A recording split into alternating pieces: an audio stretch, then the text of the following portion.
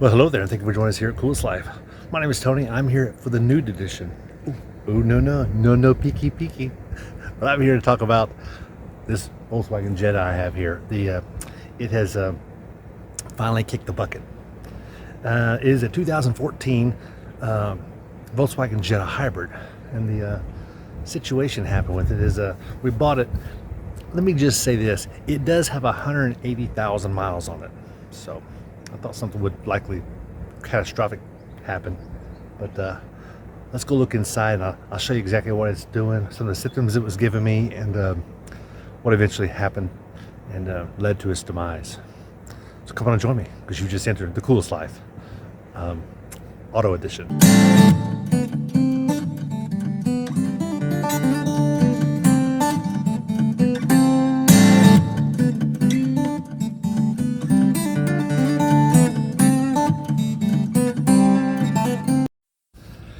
Now, overall, I would say it's been a pretty good car. I think I got it when it had, I want to say it had 47,000 miles on it. So I put over 100,000 miles on it, and it cost me less than $10,000. So you get 100,000 miles out of something that costs less than $10,000.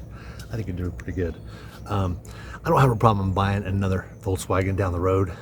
So I don't have any ill will or ill feelings toward my Jedi. Well, I call it, it's actually a Jetta, but yeah, our nickname for it was Jedi. But I want to show you, I'll get this thing turned around here and I'll show you exactly what happened to it. So here is the 1.4 liter turbocharged 4-cylinder, and it was missing out, and so it was giving me a misfire. And actually number 2 and number 3 was giving me a misfire, which is up under here. I'm going to have to get a hold of my dog to keep her quit barking. So these are your coils here. You can see I even got some tape on this one here, basically because I broke this. Hey, wait a minute. Anyway, this top piece had broken, is what it was. Is why this is taped on there like that. I had to get some more tape for that. But anyway, I didn't want to replace the whole wire just for a little piece of plastic. This one was misfiring, and so was number 4. I'll show you number 4. Number 4 is way back under there. Basically, you remove this to get hold of it. And it was misfiring, and then simultaneously, my air conditioner went out. I think it's an electrical issue, but the air conditioner went out immediately, and so there was something else. No, I think it was those two. Oh, it started giving me turbocharger intake flow. It was a code P0299 is what it was. Well, once these coil packs go out, it causes the spark plugs to misfire. I replaced all my coil packs. I replaced the spark plugs, all 4 spark plugs, put NGKs in it, which is OEM recommended, and I was still getting an error. Well, finally took it to a dealership, and after $170 diagnostic, whew, that one hurt. They told me that number 4 here had a bad valve, and they actually put a scope down inside of it, and you can see a piece of the valve was chipped off. So basically, it's not getting any compression. When that gets no compression, the turbocharger gets no compression. Therefore, you don't get any boost. It's hard to take off from a dead stop. It's definitely hard to take off when you're going up a hill. For your check engine light and your misfire, I did swap coils and plugs to different cylinders. It did stay on cylinder 4. I bore scoped the cylinder, and I did find that we have a burnt exhaust valve, and we will need to remove the cylinder head and possibly replace the cylinder head to fix the burnt exhaust valve, bring it back to working condition. And while we replace the cylinder head, I would very highly suggest replacing the timing belt at the same time. But this, of course, is the hybrid, so you got your electrical system over there.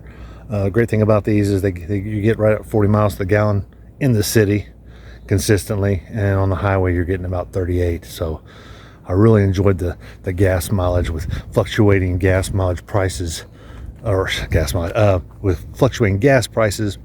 Gas mileage when I buy a car is always ranked way up there. I'm not buying. I had a Jeep. I did have a Jeep. It was an inline six, and I got about 12 miles a gallon. It sucked. That lasted me about 6 months. Fun to drive, lots of fun. Definitely not an everyday driver. Most Jeeps aren't, quite frankly. Definitely the Wrangler styles are not everyday drivers. They don't. The ride and everything else is just not good enough.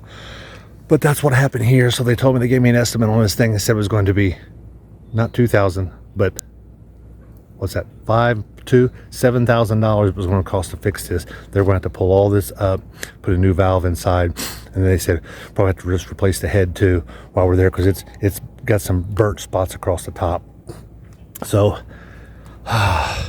what am I going to do? So what was decided? I decided to ask if there was anything else they could do, and they said, yeah, you can get a used one and we can put it in for you. We can get you a used one from a junkyard or someplace and make sure it's in decent shape and actually works, and it's still going to run you $3,500. And I said, wow. They said because it's a 14-hour job, and it's going times 2, which is $200 per hour.